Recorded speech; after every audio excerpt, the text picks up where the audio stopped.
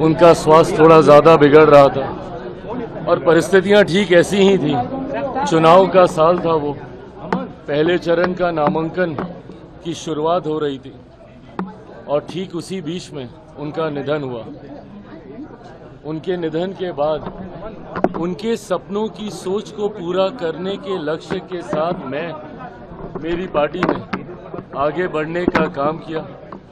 यकीनन इस दौरान कई उतार चढ़ाव आए, पार्टी टूटी, परिवार टूटा, पर अपने पिता के सपनों को पूरा करने के लक्ष्य को मैंने कभी टूटने नहीं दिया। उनके जाने के बाद विपरीत परिस्थितियां थी, पार्टी को अकेले चुनाव लड़ना पड़ा था 2020 में। उस परिस्थिति का भी मैंने मजबूती से सामना किया, अकेले चुनाव लड़ा।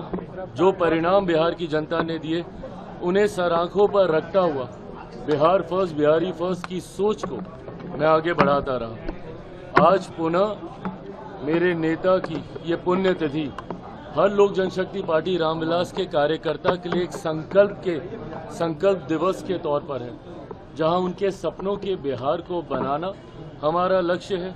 बिहार को फर्स्ट और बिहारियों को फर्स्ट बनाने की सोच के साथ, इस संकल्प के साथ आज के दिन लोक जनशक्ति पार्टी रामविलास का हर एक कार्यकर्ता चुनावी रण में उतरेगा और लक्ष्य सिर्फ और सिर्फ बिहार को एक विकसित राज्य बनाना होगा।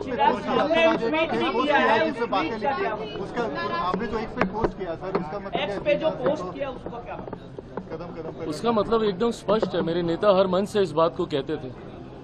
आप उनकी पार्लियामेंट की स्पीचेस हों उसको सुने, आप उनके हर मंच पर दिए हुए भाषणों में सुनेंगे, कुछ बातें थी जिसको निरंतरता पे वो जनता के बीच बताने का कार्य करते थे, जिनमें से उनकी ये कुछ पंक्तियां हैं जिन्होंने हमेशा मुझे प्रेरणा दी है। जब जब कठिन दौर से मैं गुजरा हूं, तब तक उनकी यही पंक्तियों ने मुझे ताकत दी है।